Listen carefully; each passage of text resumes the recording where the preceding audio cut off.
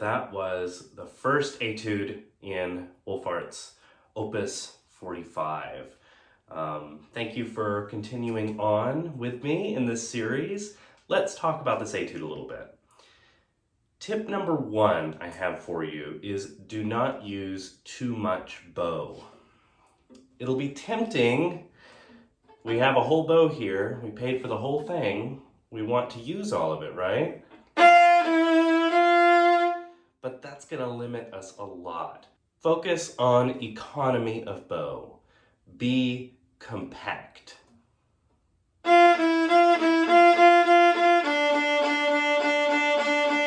Place the bow right in the middle. If you go in any direction, go towards the balance point. Don't play way out in the tip except for a couple of those variations. Sidebar. I just said balance point. In case you don't know what that is, I'll show you. Every bow has one, and the way to find it, you can guess from the name, is to find the place where the bow balances on your finger. It's going to be a little different for everybody's bow, but for me, it's right here. The balance point is a great part of the bow. We're going to be talking about it a lot more as we go. But if you are in the middle for this, totally fine. You just don't want to be way up here. So middle to balance point for this etude. Next tip, practice just your open strings. So that's going to sound like this.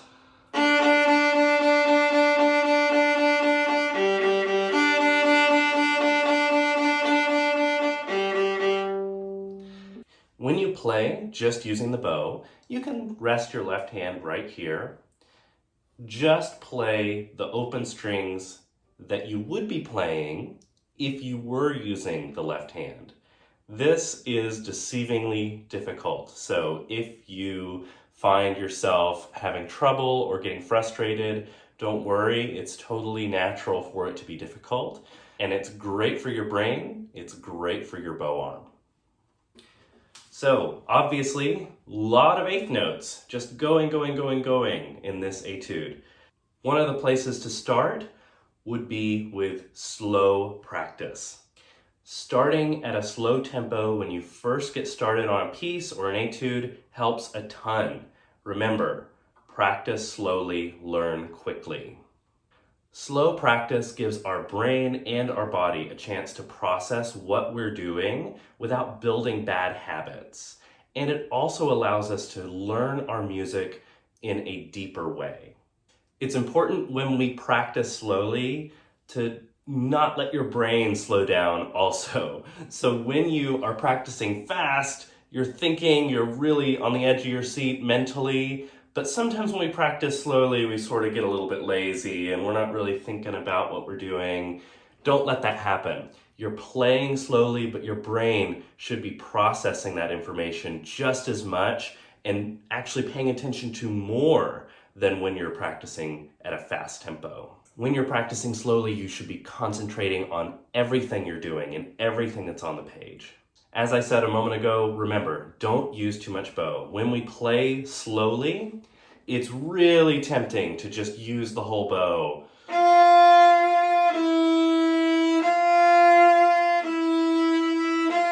But what happens? When we speed it up, we can't play it that way anymore. And that may not seem like a big deal, but when you practice it like this, that's the way that you will play it. We play things the way that we practice it.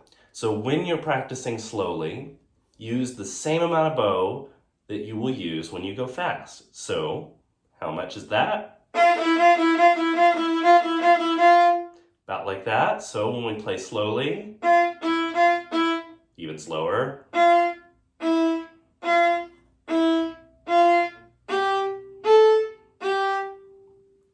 That way, when we speed it up, we won't have bow troubles. So an obvious question is, how slowly should I practice?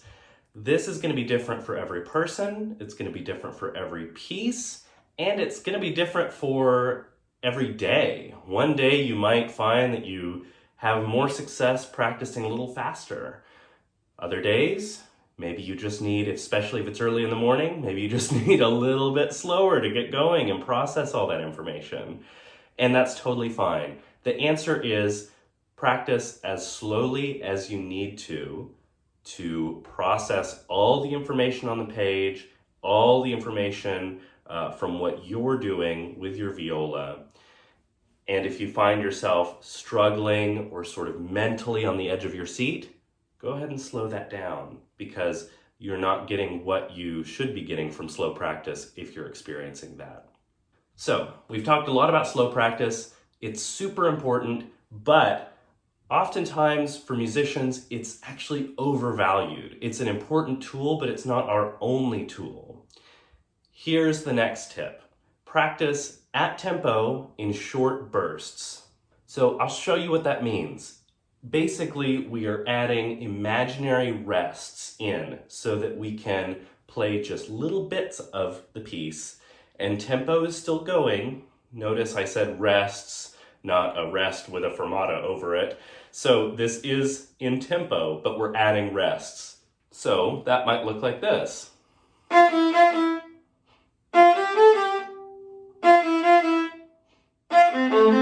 Or if we wanted to take a little bit of a bigger chunk,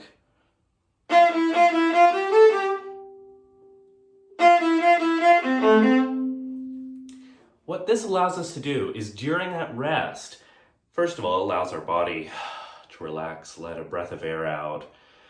Let your shoulders down. If they've come up, let them relax. And it also lets us play at tempo, but isolate little spots. And you can get really creative with how these little bursts work. You can do 2 notes. You can do 2 measures. You don't have to follow the measures either. You can start on upbeats to make things even more interesting. Play around with that. It's a really, really good tool. Here's a tip that's just sort of a general rule that I want you to take with you in all of your practicing. I'm stealing it from a former professor of mine, Maggie Snyder. It is a life changer. Break things down into manageable chunks. This means that when you approach a piece, don't just take the whole piece on. Even though this is not a long etude, don't go into this practice session thinking, I'm going to play this whole thing right now. Go into the practice session thinking, I'm going to identify the measure that I feel like is the biggest challenge, and then just take that chunk, make it manageable. If one measure is too much, I know that sounds crazy, but if one measure is too much, break it into half a measure. Break it into just getting from one note to the next note, or one string crossing to the next string crossing. And once you add up all of those little problems that you have solved, suddenly you can play it. That way, you prevent yourself from getting overwhelmed. In general, you want to have smaller, more achievable goals for your practice sessions. Next tip, look for patterns. In every piece, there are tons of patterns. This one, you may have noticed, is pretty repetitive. We have the first 2 measures, the same thing happens. It's repeated exactly. There are arpeggios. There are scalar passages. So figuring out those patterns will make things a little bit less mysterious for you. You'll look at that one measure near the middle and think, that's just an arpeggio. I know how to play those. Or that's just a scale. I know how to play a scale. So it makes it less of having to process every single note one at a time and be able to see the forest for the trees. Next tip, practice your variations. There's a reason I included them all from the Joseph Vieland edition in this video. It was a lot of them, but variations are very, very important. I was guilty in the past of ignoring variations, especially when I was younger. Sometimes they can seem a little like an afterthought. I know a lot of my students sometimes will play the piece and maybe they'll touch a couple variations, but they're not even fully written out, so they're not really important. That's not really true. Variations are super important. So let's explore that. Why are variations useful? Number one, they make us play the main tune in a different way. Now, why is that helpful? Imagine a field of grass that's hard to get through. Whenever someone travels across the field, it makes a path. And people keep using that path. But if anybody gets off the path, they're suddenly lost in the grass. You're restricted to this one path.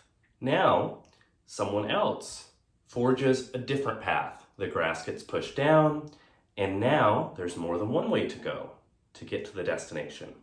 Eventually, many different people forge many different paths, and there's a wide road to get across this field because all of this grass has been trampled down underfoot. Anyone who wants to travel across the field can do so easily, no matter which direction they go, no matter what happens. Variations can help us in a similar way in our music.